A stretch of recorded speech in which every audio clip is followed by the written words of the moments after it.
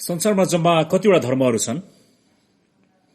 मानिसको राय जे भए पनि मलाई लाग्छ संसारमा केवल दुईवटा धर्महरू छन्। केवल दुईवटा मात्र धर्महरू छन्। पहिलो भनेको DO डु धर्म र दोस्रो DONE डन धर्म। अर्थात् मुक्तिको लागि केही गर्नुपर्छ भन्ने धर्म र मुक्तिको लागि कसैले केही गरिदिइसक्नु भएको छ भन्ने धर्म। संसारका सबै धर्महरूले क्रिस्चियन मत बाहेक यही सिकाउँदछ कि मुक्ति पाउनलाई मानिसले केही गर्नुपर्छ, राम्रो कामहरू गर्नुपर्छ, गरिबहरूलाई मद्दत गर्नुपर्दछ, नैतिकवान बन्नुपर्छ, चोर्नु हुँदैन, छल्नु हुँदैन, अरूहरूको कुभलो चिताउनु हुँदैन। तर यसको ठिक विपरीत, ठिक उल्टो क्रिस्चियन मतले यो सिकाउँदछ कि मानिस जातिको उद्धारको लागि परमेश्वरले पहिले नै केही गरिदिइसक्नु भएको छ। परमेश्वरले केही गरेपछि मात्र उहाँले मानिसहरूलाई केही गर्न आज्ञा गर्नुहुन्छ। त्यसैले क्रिस्चियन मतमा एक ईसाईले गर्ने सबै कुरा उसको लागि परमेश्वरले गरिसक्नु भएको काम प्रतिको प्रत्युत्तर हो।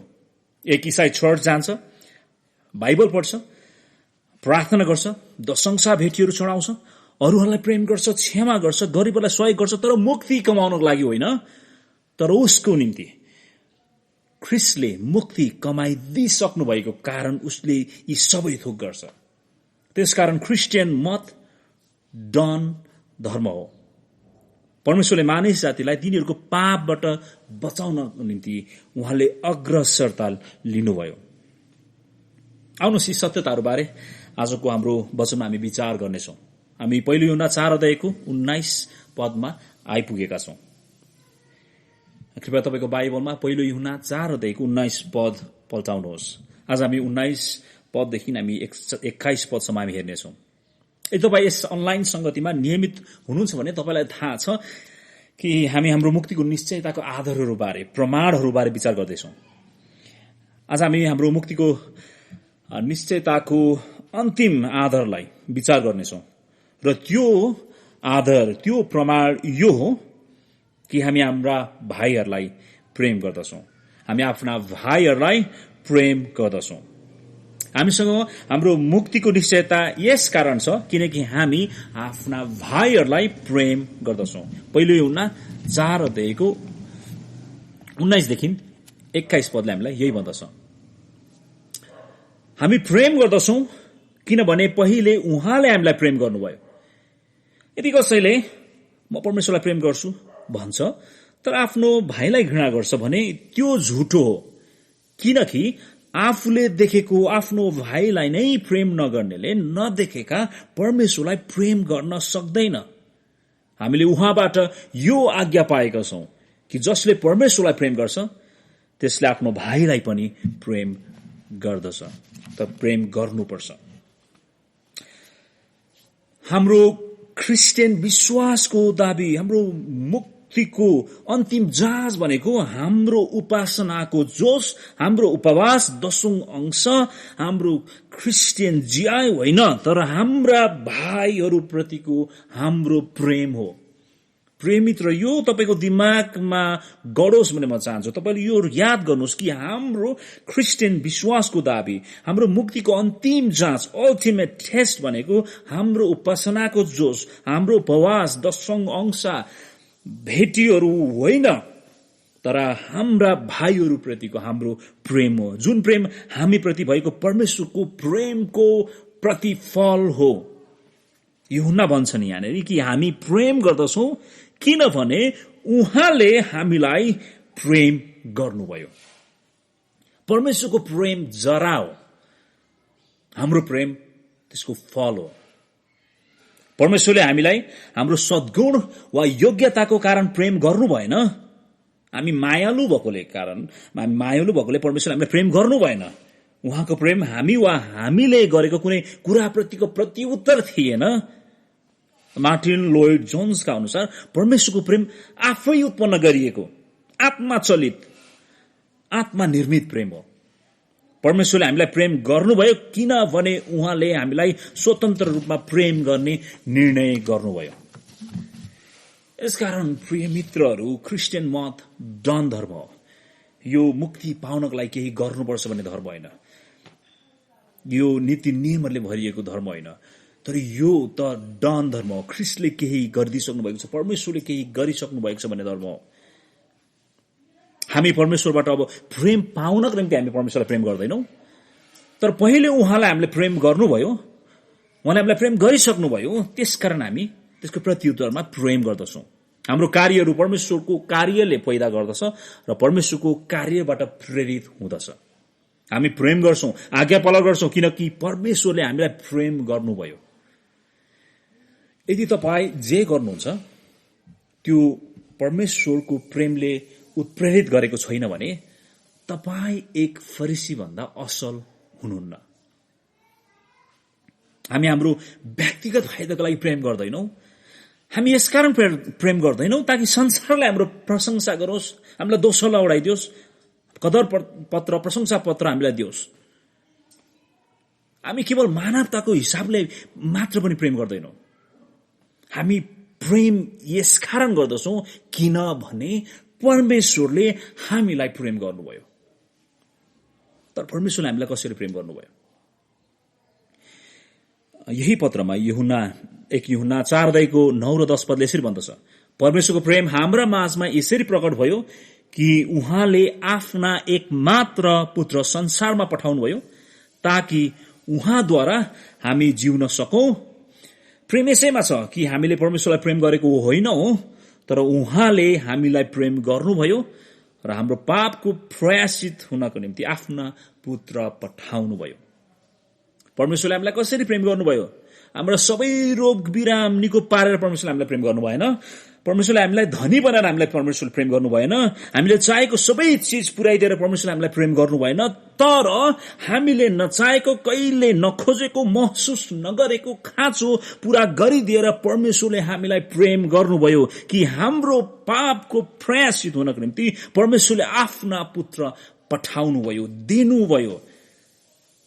किन उहाँले हामीलाई उहाँको पुत्र दिनुभयो? किन स्वास्थ्य, धन र समृद्धि दिनु भएन? किनकि येशू हाम्रो सबैभन्दा ठूलो खाँचो हुनुहुन्छ, जस बिना तपाईँ र म नर्कमा सदाका लागि नष्ट हुने थियौं। J.I. प्याकर भन्नुहुन्छ, जसको नेपाली अनुवाद फेसबुकबाट मैले साभार गरेको छु, यदि परमेश्वरले हाम्रो सबैभन्दा ठूलो समस्या आर्थिक अवस्था बुझ्नु भएको भए उहाँले एक अर्थविदलाई पठाउनु हुने थियो। यदि उहाँले हाम्रो सबैभन्दा ठूलो खाँचो मनोरञ्जन बुझ्नु भएको भए उहाँले एक हास्य कलाकार वा कलाकारहरूलाई पठाउनु हुने थियो। यदि उहाँले हाम्रो सबैभन्दा ठूलो खाँचो, ठूलो समस्या राजनीतिक स्थायित्व बुझ्नु भएको भए उहाँले एक राजनीतिज्ञ पठाउनु हुने थियो। यदि उहाँले हाम्रो सबैभन्दा ठूलो समस्या स्वास्थ्य बुझ्नु भएको भए उहाँले एक चिकित्सक पठाउनु हुने थियो। तर उहाँले सबैभन्दा ठूलो समस्या हाम्रो पाप, हामी परमेश्वरबाट अलग हुनु, हाम्रो विद्रोह, हाम्रो मृत्यु बुझ्नुभयो। यसै कारण उहाँले हाम्रो निम्ति एक उद्धारक पठाउनुभयो। प्रिय मित्रहरू, यदि तपाईँ गरीब र रोगी भएर मर्नुभयो भने त्यहाँ कुनै नोक्सानी हुने छैन। तर यदि तपाईँ पापीको रूपमा ख्रिस्ट बिना मर्नुभयो भने तपाईले ठूलो नोक्सान बेहोर्नु पर्नेछ। तर हाम्रो लागि सुसमाचार यो छ कि परमेश्वरले हामी गरिबै भए पनि, रोगी नै भए पनि, हाम्रो जीवनमा धेरै समस्याहरू भए पनि परमेश्वरले हामीलाई प्रेम गर्नुभयो र आजभन्दा 2000 वर्ष पहिले ख्रिस्ट हाम्रो खातिर क्रुसमा मर्नुभयो। प्रियहरू, परमेश्वरले हामीलाई यसरी प्रेम गर्नुभयो। तर परमेश्वरको प्रेम हाम्रो पापको क्षमा हुनु, हामी नरकबाट बचाइनु र पापको दण्डबाट मुक्त हुनुमै सीमित छैन। परमेश्वरको प्रेमको उद्देश्य हामीलाई एउटा नयाँ मानिस बनाउनु हो, प्रेम गर्ने मानिस बनाउनु हो, परमेश्वरलाई र भाइहरूलाई प्रेम गर्ने मानिस। क्रिस्चियनहरू ती मानिसहरू हुन् जसलाई परमेश्वरले प्रेम गर्नुहुन्छ र जसले आफ्नो भाइहरूप्रति त्यो प्रेम पुनः उत्पादन गर्दछ। परमेश्वरको प्रेमले हामीलाई हाम्रो भाइहरूको निम्ति प्रेम हामीमा पैदा गर्दछ। प्रेमले प्रेमलाई पैदा गर्दछ, प्रेमले प्रेमलाई जन्म दिदछ। यदि तपाईलाई परमेश्वरले प्रेम गर्नुहुन्छ र बदलामा तपाईले परमेश्वरलाई प्रेम गर्नुहुन्छ भने फलस्वरूप तपाईले भाइहरूलाई प्रेम गर्नुहुनेछ। तपाईले आफ्नो चर्चलाई प्रेम गर्नुहुनेछ, कसैले पनि यसरी भन्न मिल्दैन कि म येशूमा छु तर चर्चमा छैन, म येशूलाई प्रेम गर्छु तर म चर्चलाई प्रेम गर्दिनँ, म येशूप्रति समर्पित छु तर म चर्चप्रति समर्पित छैन। प्रियहरू, तपाईँ आफ्नो चर्चलाई प्रेम नगरी येशूलाई प्रेम गर्न सक्नुहुन्न। You cannot love God without loving His church. येशू आफ्नी दुलहीलाई प्रेम गर्नुहुन्छ र उनको निम्ति आफूलाई उहाँले अर्पण गर्नुभयो। यदि तपाईले येशूलाई प्रेम गर्नुहुन्छ भने तपाईले येशूको दुलही चर्चलाई प्रेम गर्नुहुनेछ। यदि म भन्छु कि म मेरो श्रीमतीलाई प्रेम गर्छु तर मेरो श्रीमतीले जे प्रेम गर्छिन् त्यसलाई म प्रेम गर्दिन भने वास्तवमा म मेरो श्रीमतीलाई प्रेम गर्दिन। यदि तपाईँ येशूलाई प्रेम गर्छु भन्ने दाबी गर्नुहुन्छ, परमेश्वरलाई म प्रेम गर्छु भन्ने दाबी गर्नुहुन्छ, तर तपाईँ यदि परमेश्वरले प्रेम गरेकालाई प्रेम गर्नुहुन्न भने तपाईँ झुट बोल्नुहुँदैछ, तपाईँ भ्रममा हुनुहुन्छ। तपाईको क्रिस्चियन मत बाइबलले छैन। मलाई थाहा छ अरूहरूलाई प्रेम गर्नु, भाइहरूलाई प्रेम गर्नु, अरू क्रिस्चियनहरूलाई प्रेम गर्नु सजिलो छैन, गाह्रो छ। त्यहाँ धोका हुन्छ, त्यहाँनिर पीडा सहनुपर्ने हुन्छ, त्यहाँ चोट तपाईले सामना गर्नुपर्ने हुन्छ, सहनुपर्ने हुन्छ। तर तपाईले यो याद राख्नुपर्छ, परमेश्वरले तपाईलाई प्रेम गर्नु पनि सजिलो थिएन। परमेश्वरले तपाईलाई तपाईँ लभेबल, एकदमै मायालु, प्रेम गर्ने लायकको व्यक्ति भएकोले परमेश्वर प्रेम गर्नु भएन। परमेश्वरले तपाईँ जस्तो हुनुहुन्थ्यो त्यस्तै उहाँले प्रेम गर्नुभयो। परमेश्वरले तपाईलाई प्रेम गर्नलाई उहाँले आफ्नै पुत्रलाई संसारमा दिनुभयो। ठूलो मूल्य उहाँले चुकाउनु पर्यो। यदि तपाईलाई अरू विश्वासीलाई प्रेम गर्नु गाह्रो छ भने, कठिन छ भने तपाईले कस्तो प्रेम पाउनु भएको छ त्यसलाई तपाईले विचार गर्नुपर्ने हुन्छ। प्रियहरू, परमेश्वरले तपाईले गर्न नसक्ने कुरा गर्नलाई उहाँले बोलाइराख्नु भएको छैन। उहाँले तपाईलाई प्रेम गर्नुभयो र तपाईलाई अरूहरूलाई, भाइहरूलाई प्रेम गर्ने सक्षम पनि उहाँले बनाउनु भएको छ। तपाईँ यसरी सोच्नुहुन्छ कि तपाईको क्रिस्चियन मत केवल तपाईँ र परमेश्वर बीचको मात्र सम्बन्ध हो भने तपाईले प्रेरित यूहन्नाको गम्भीर चेतावनीलाई सुन्नु जरुरी छ। पद 20 मा यूहन्ना यसरी भन्छन्, यदि कसैले म परमेश्वरलाई प्रेम गर्छु भन्छ तर आफ्नो भाइलाई घृणा गर्छ भने त्यो झुटो, किनकि आफूले देखेको आफ्नो भाइलाई नै प्रेम नगर्नेले नदेखेका परमेश्वरलाई प्रेम गर्न सक्दैन।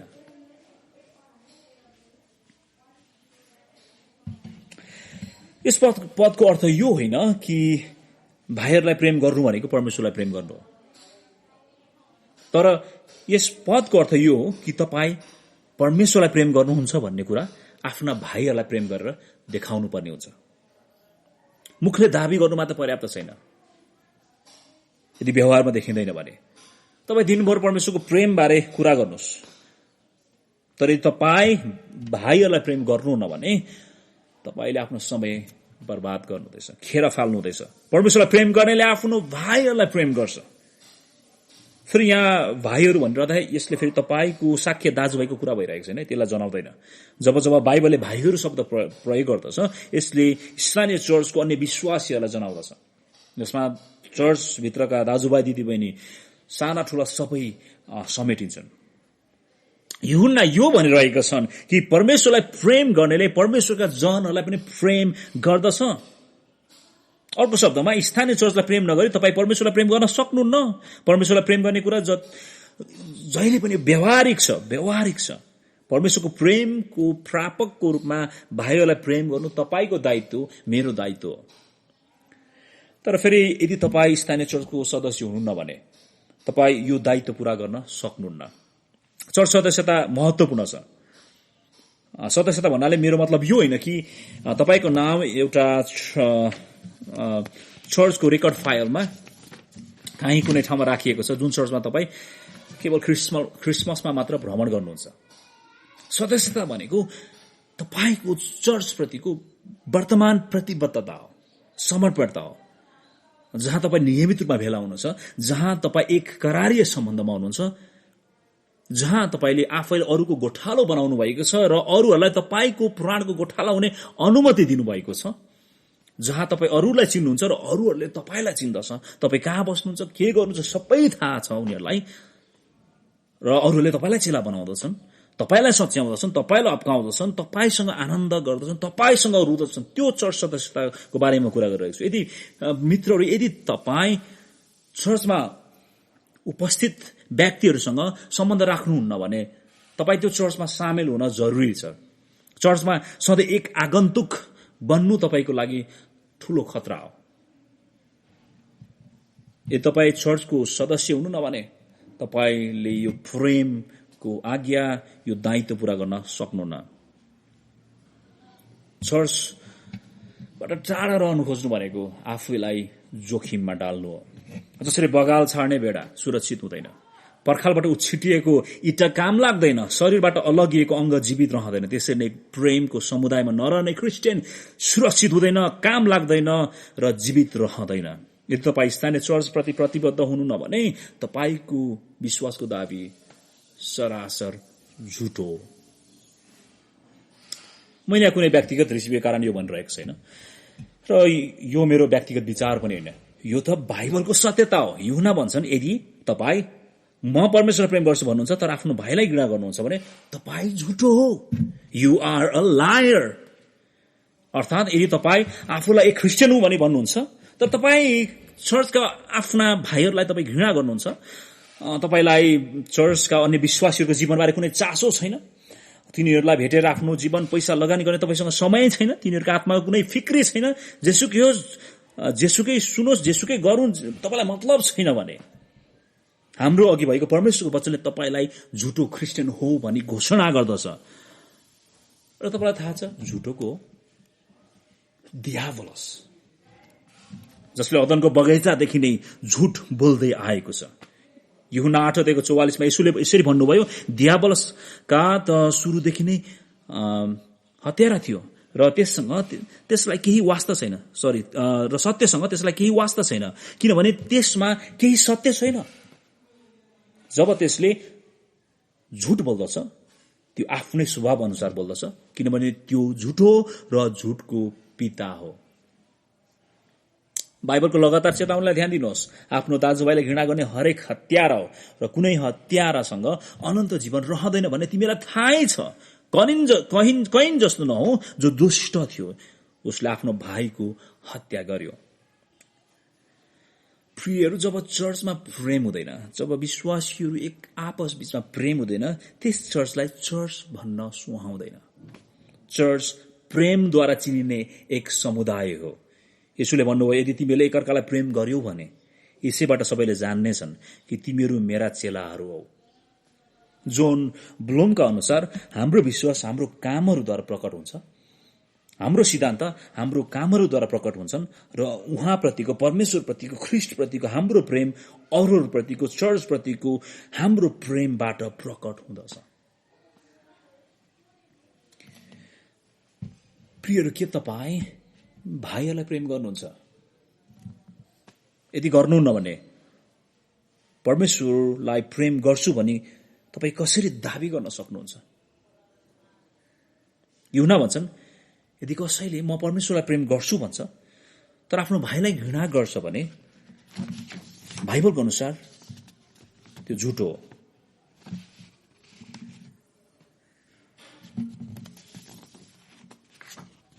किनकि आफूले देखेको आफ्नो भाइलाई नै प्रेम नगर्नेले नदेखेका परमेश्वरलाई प्रेम गर्न सक्दैन।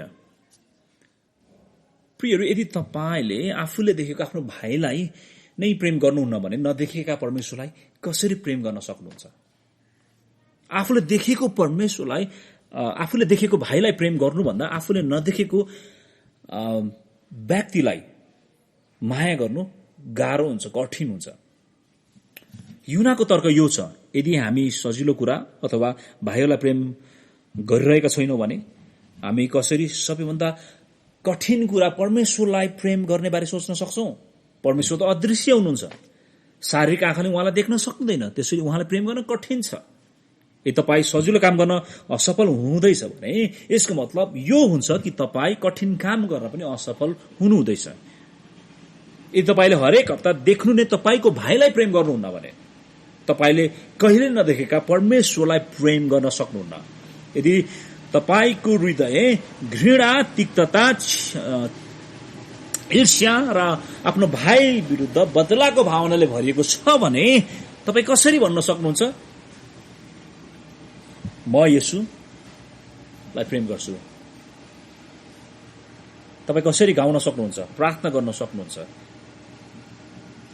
प्रियहरू, तपाईँको ईश्वर शास्त्र, फेसबुकको पोस्टहरू, ठूला ठूला भाषणहरू, उपवासहरू, आराधनामा हुने जोशहरू र आत्मिकीपनको कुनै अर्थ हुँदैन यदि तपाईँ आफ्नो सङ्गी भाइलाई प्रेम गर्नुहुन्न भने, जसलाई परमेश्वरले अनन्त प्रेमले प्रेम गर्नुभएको छ।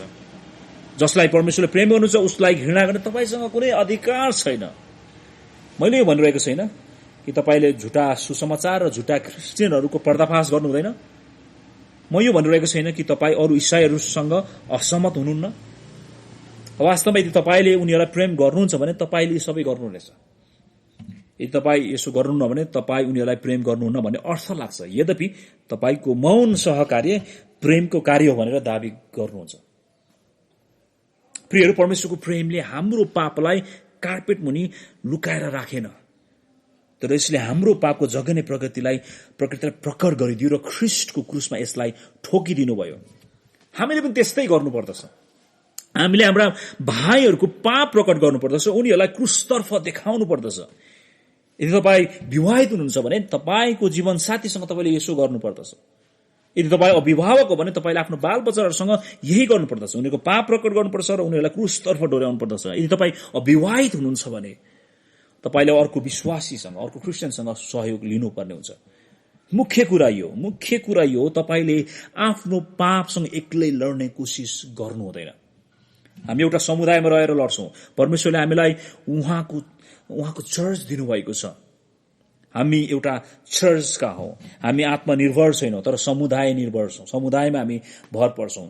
यदि परमेश्वरले अहिले हाम्रो हृदयमा, तपाईको हृदयमा, अहिले हाम्रो हृदयमा काम गर्नु हुँदैछ भने, हाम्रो पाखण्डीपन देखाउनु हुँदैछ भने, हामीले हाम्रो भाइहरूलाई प्रेम गर्न चुकेको कुरा देखाउनु हुँदैछ भने हामीले पश्चाताप गर्नुपर्छ। प्रियहरू, हाम्रो हृदयलाई कठोर नबनाऊ। हामी पश्चाताप गरौँ, हामी ख्रीष्टतर्फ फर्क्यौं। प्रियहरू, भाइहरूलाई प्रेम गर्ने कुरा तपाईको अभिरुचि होइन, तपाईको प्रेफरेन्सेस होइन, यो तपाईको छनौट होइन, तपाईको मुडमा भर पर्दैन। यो त वचनको आज्ञा हो। पद 21ले भन्दछ, हामीले उहाँबाट यो आज्ञा पाएका छौं कि जसले परमेश्वरलाई प्रेम गर्छ त्यसले आफ्नो भाइलाई पनि प्रेम गर्नुपर्छ। बाइबलको अनुसार प्रेम आज्ञा हो। परमेश्वरले संसारलाई प्रेम गर्न आज्ञा दिनुहुन्न। तिनीहरूले यो गर्न सक्दैनन्, तिनीहरूले यो गर्ने छैनन्। तिनीहरूले सोध्दैछन्, यसमा मेरोलाई के फाइदा छ? मैले फलानालाई प्रेम गर्दा मलाई के हुन्छ? तर परमेश्वरले हामीलाई एक अर्कालाई प्रेम गर्न आज्ञा दिनुहुन्छ, जसलाई उहाँले प्रेम गर्नुभएको छ। उहाँको प्रेमको प्रापकको रूपमा हामीले यो आज्ञा पाएका छौं। परमेश्वरको यो प्रेम गर भन्ने आज्ञा उहाँको त्रिएकत्व, त्यो सम्बन्धबाट बगी आएको छ। पिता, पुत्र र पवित्र आत्माले एक अर्कालाई अनन्त विगतदेखि नै उहाँले प्रेम गर्नुहुन्छ।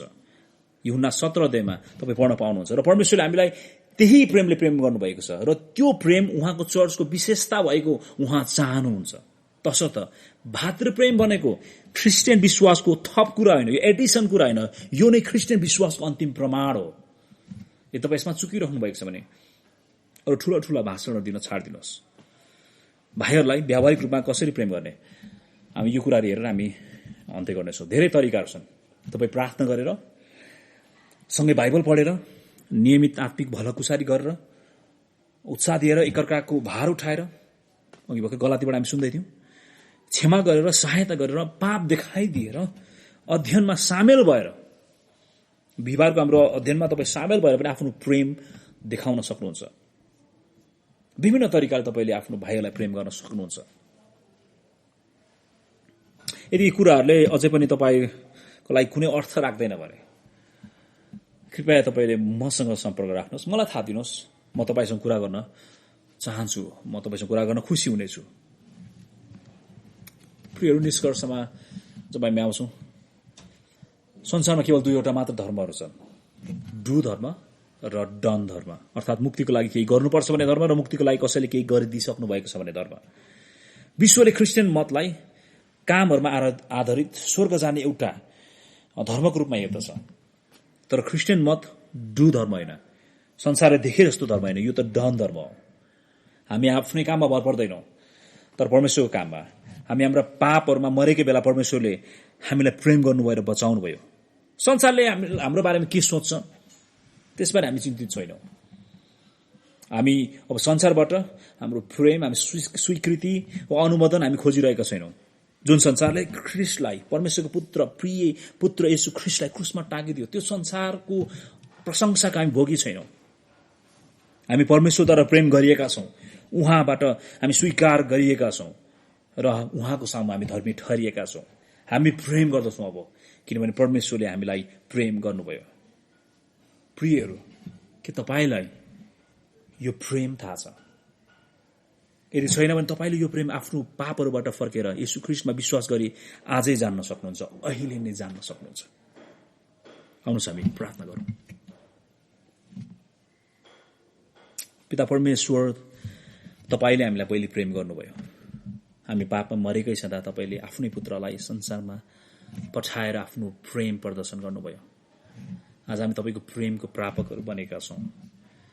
अझ त्यही प्रेम तपाईँले तपाईँको चर्चका विश्वासीहरू बीचमा एउटा विशेषताको रूपमा रहेको तपाईँ चाहनुहुन्छ।